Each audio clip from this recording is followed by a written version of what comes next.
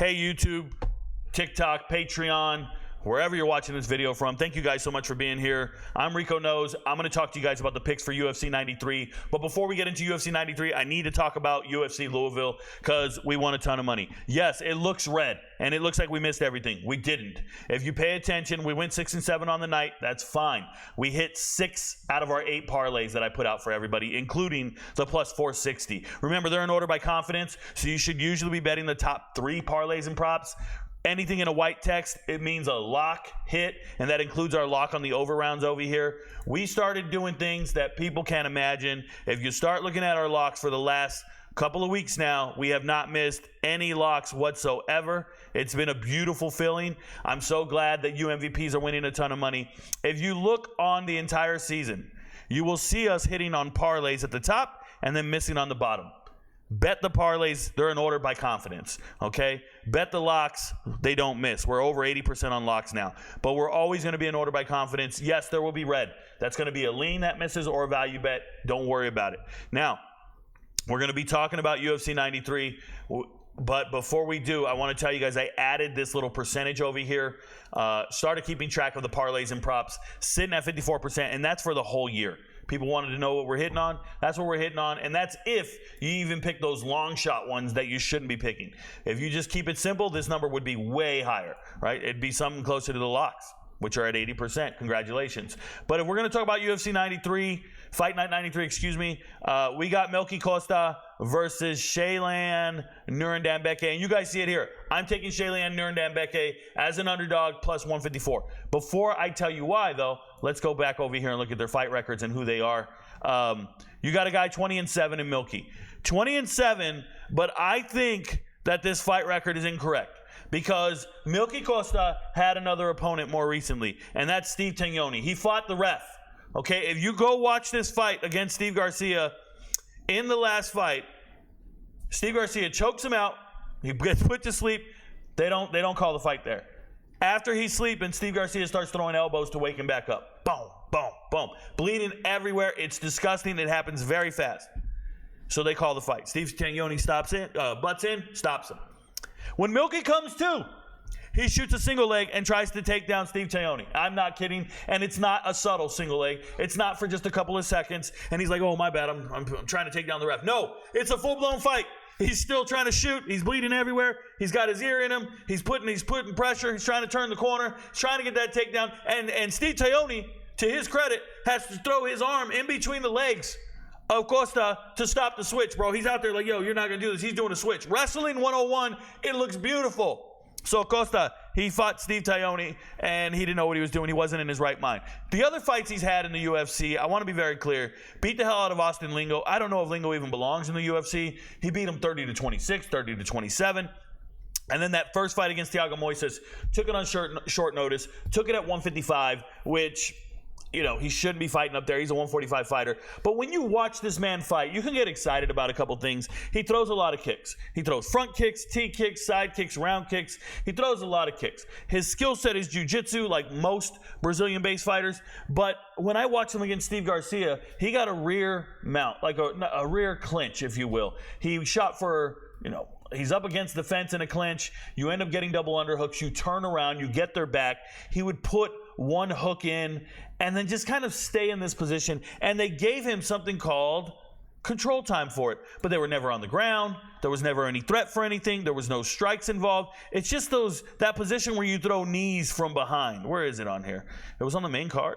Oh, no, this can't be right. This can't be right. Where am I looking? Am I tripping right now? Oh, there it is. So if you look, you'll see control time. 441. No one was in danger here.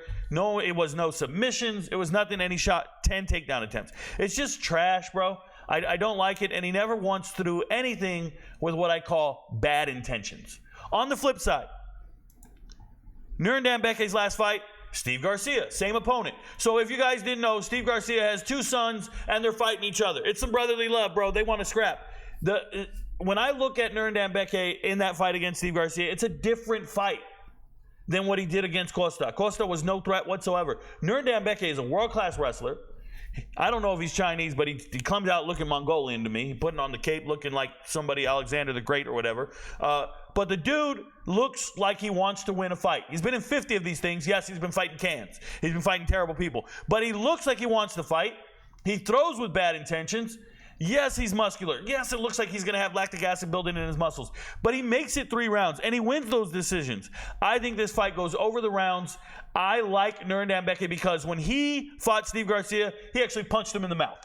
He actually put Steve Garcia down with a strike, knocked him down, really hurt him. And Costa's not a fighter, dude. He comes out, he's like kind of laughing, joking. His walkout song was "It's a Small World." It wasn't "It's a Small World." It's some other shit. But it ain't anything to get you hyped up. I want to ask you guys, before a sporting event, right? You're in the locker room.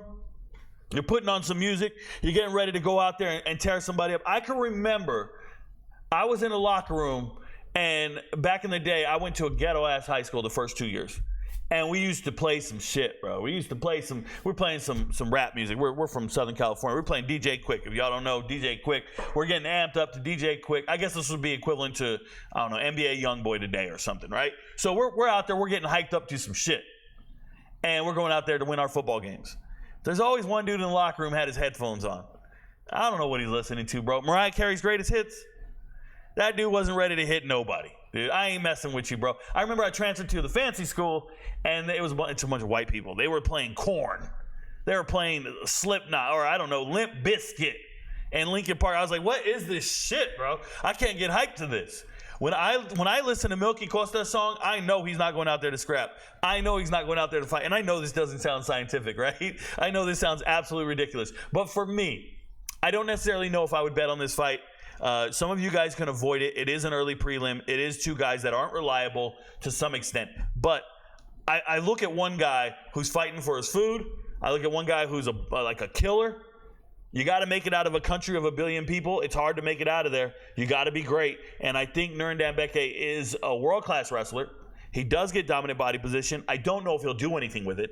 You got to be careful. You take a guy down, he's got jiu-jitsu off his back. Now, these jiu-jitsu nerds, you can just hold them down, be in their guard, keep either both in or both out, and just beat them up a little bit, right? Ground and pound them a little bit, and you win the round. That's why I think it's going to go over rounds.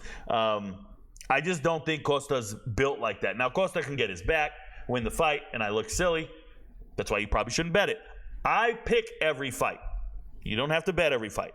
But in this case, I'm taking Nuerdanbieke because I see a grown man who wants to beat somebody up. And I got a guy named Costa who kind of just, he looks like a laughing hyena, bro. And I don't mean to make fun of his ailment, his pigmentation, but he looks like a hyena. His coat reminds me that of a hyena, and he's just kind of out there not ready for the kill, bro. I'm just saying, give me Nuerdanbieke. He's going to win the fight. I think it's by decision, and I think it's on the over rounds. Your friends don't know, but Rico knows. Make sure you become an MVP. You can see the rest of the breakdowns, the rest of the picks. And, yeah, don't put your money on Costa. Good luck. Peace.